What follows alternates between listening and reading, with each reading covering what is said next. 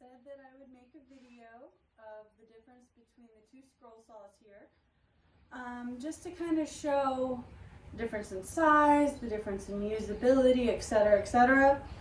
I started with this used Ryobi that I bought last year, and it ended up breaking on me midway through a project with a deadline. So I went online and I ordered my Dewalt, which came a few days later, and it's been a total game changer. I know a lot of people are wondering, do I start with kind of maybe a used, cheaper scroll saw and then upgrade like I did?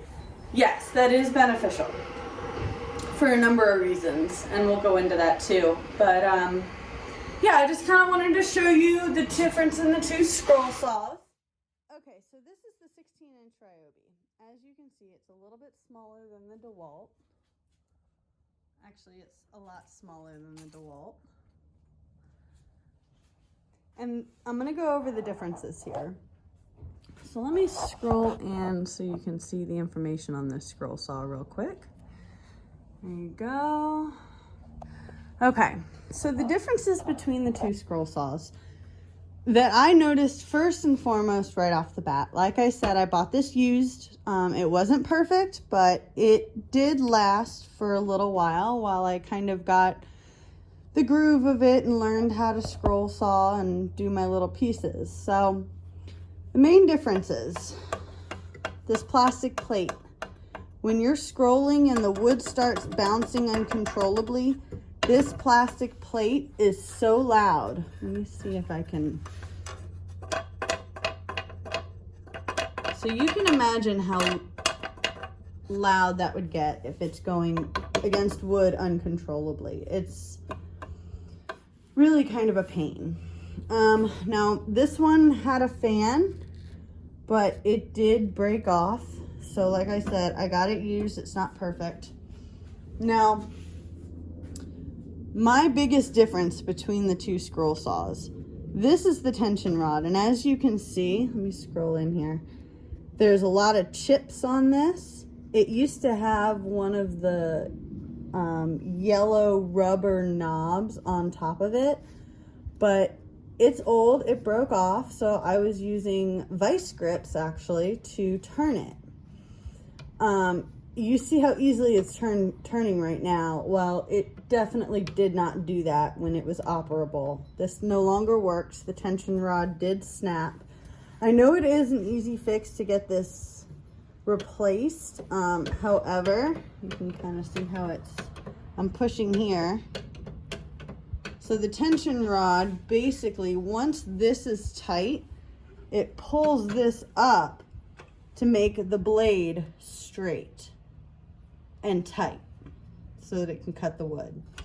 It should be straight before it's tightened in the tension rod. So this is the tension rod on the Ryobi. It was a real annoyance to have to change this, to change the blade, or to put a blade in a hole that you've made in a project to create like a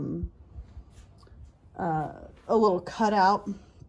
So that's the Ryobi. I bought this used, like I said, for 70 bucks. It lasted a couple months and then it died.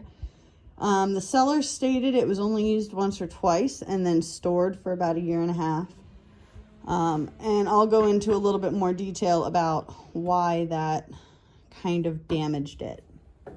Okay, now moving over to the Dewalt. This is a beast. I absolutely love my Dewalt scroll saw. It's huge compared to the Ryobi. Okay, so here's the Ryobi, and there's the Dewalt. Let me back up here so you can see them both. This is a side angle, and like I said, I have the Ryobi on a much smaller platform. Okay, so this is the Dewalt. Let me go into a little more about this. I did buy the light separately. When I bought my Dewalt scroll saw here, it did come with these two screws. Let me zoom in there. And so when I attached the light, I just screwed them into those two screws and it worked really well. The fan on this is phenomenal. I really like the coating on it. This plastic beaded overlay. Let me scroll in here so you can see it. It's really nice. It makes it really easy to move. I feel like it protects the arm from sawdust and such. Okay, now one thing about this one, it does not have a dust collector. No dust collection system on this one. However, on the Ryobi, there is this encompassing box that just stores. Let's see if I can get this in here. It just stores all of the sawdust and it just sits in there. So even with a dust collector attached, it still manages to accumulate in there. So that's one thing I really did not like. Oh, let me get this refocused. Really did not like about the Ryobi was this boxed in base it has. The Dewalt over here is completely open. I'm gonna side view of this again. Now this is enclosed, but nothing gets in there. It's not like the Ryobi where it's all enclosed and it just hoards the sawdust. Okay, so you remember we were talking about the plastic panel over on, let me pull this out.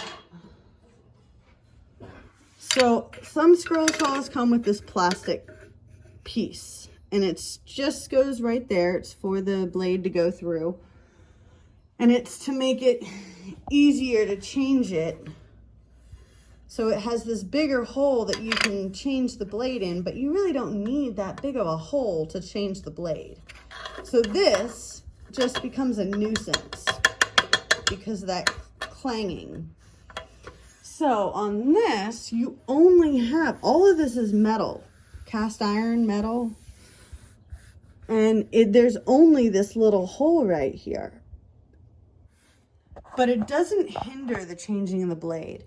Changing the blade on the Ryobi took me, well, with that tension rod issue we were talking about, turning that took me a good 10 minutes with a break to recoup hand strength just to change the blade once on this thing. On the Dewalt, I can change the blade 7 times in 10 minutes. It's so easy. And my absolute favorite part of the Dewalt is the fact that, again, I keep bringing up this tension rod because it was a royal pain in my backside. The tension rod on the Dewalt, let me get this focused again, come on, is phenomenal. Now, I don't have a blade in there right now, so I'm not going to turn it too hard because I don't want to hurt anything. But in order to tighten the tension rod on the Dewalt, all you do is do this lever. And it's got, a little dirty. You can go up to 5.5. There we go, 5.5. I usually keep it between 3 to 4, depending on what I'm doing. But tightening the tension rod on this Dewalt is 1,000 times easier than on the Ryobi. And that in and of itself is what made me get the Dewalt versus other brands. I have heard other brands have gotten a lot better with their tension rods, but after my nightmare on that Ryobi one, I didn't even want to risk any type of knob or anything like that at all. I wanted this nice little easy lever. Okay. So up here is the on-off switch, and behind it is the blade speed lever. It goes up to 8. It determines how fast I usually keep it between 4 to 7. Let's see. I'll show you. Okay, so I showed you the box of the Ryobi, that encompassing box. The Dewalt is much more open. You have a lot more room to get your fingers in there to change the blade. She's a little dirty, I gotta clean her. But this also, this, you can tilt this tray 45 degrees.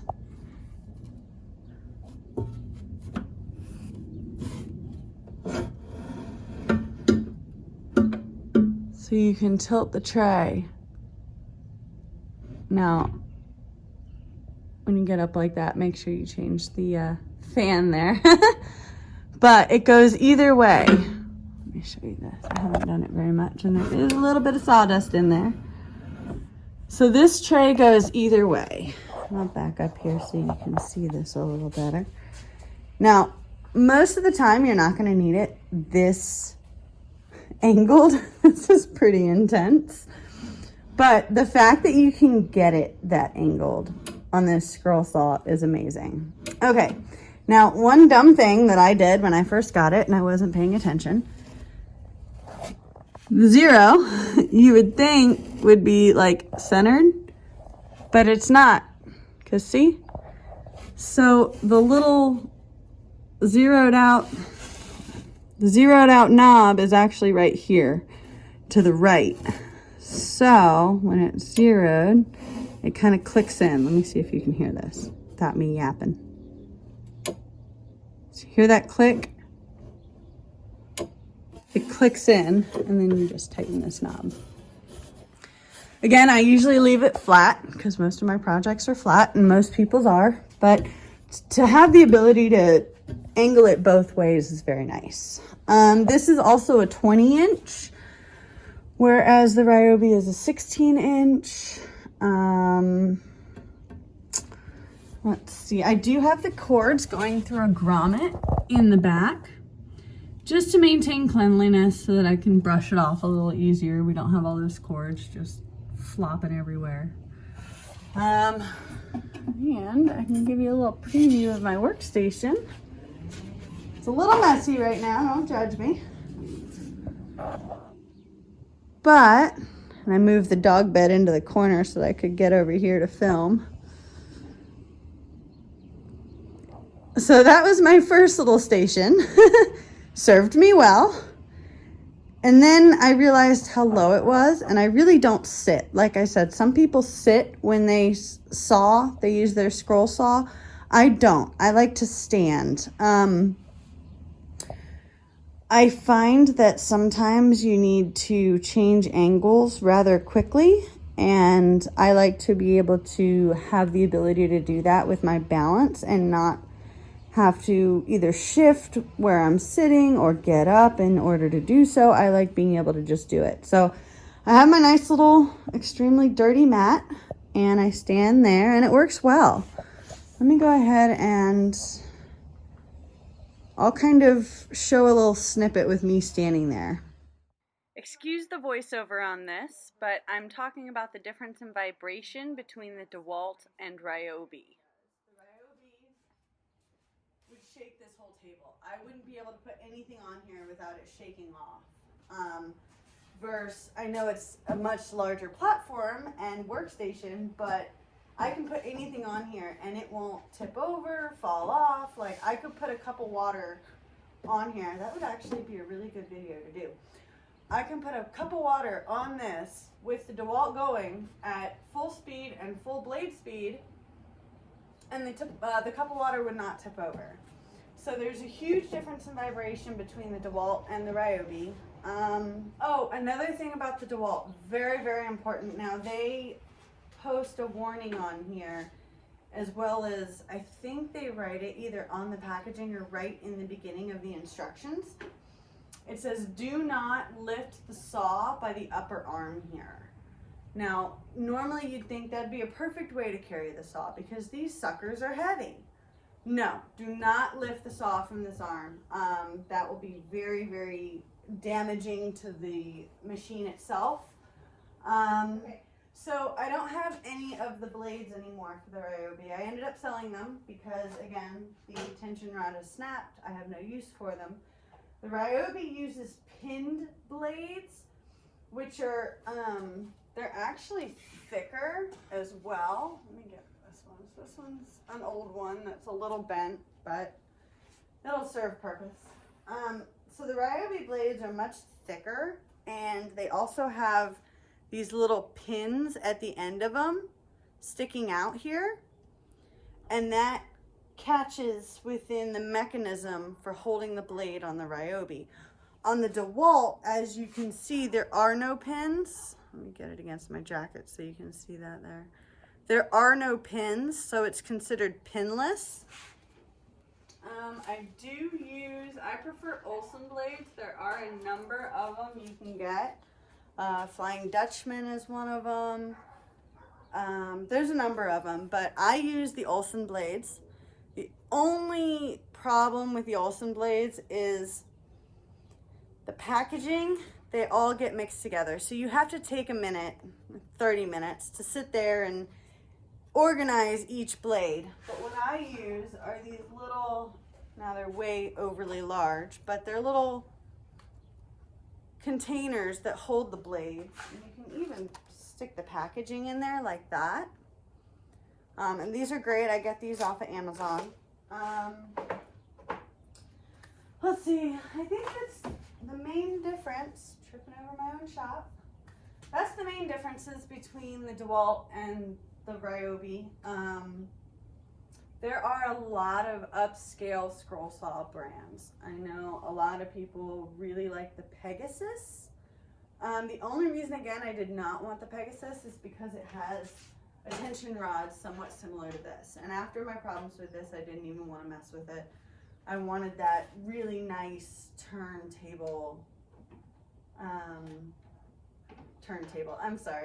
lever tension rod that the Dewalt has. That was my favorite thing about it. That attracted me to the Dewalt versus others. Also, the lack of that plastic plate in the center were probably my two biggest attractions towards this saw. So yeah, that's it. Thank you for watching. I appreciate it. Please leave your comments down on the bottom. I am still kind of a new woodworker. I think that everyone learns something new every day. So even if you're the most advanced, you're still a student in life. So I try and approach every aspect of life that way. So, you know, I give the advice that I've learned and I've experienced. Others may have another opinion or something that they found works better or whatever it may be. So if you have, feel free to post it in the comments below. I'd love to hear your thoughts. But I have really enjoyed the Dewalt scroll saw upgrade from my Ryobi since I was forced to do it. It's been an absolute game changer. I highly recommend it. But again, starting with this little one, like a used Ryobi or an older model, whatever it may be, was kind of nice because I didn't have to worry about breaking things as much as I got to learn how to use it, if that makes sense. You know, blade snap, that's common. It shouldn't be too common, but it does happen. But with the Ryobi, I wasn't as scared or as timid to get to know the saw and know how it works. First, if I started with the Dewalt with these really thin blades, they cut differently. You have to guide it differently. You have to go very, very slow on any scroll saw you use. The slower the better. But it's really been nice. So, okay, again, I'm signing off for now the second time. Enjoy, thank you, and hope to hear your thoughts and comments. Bye.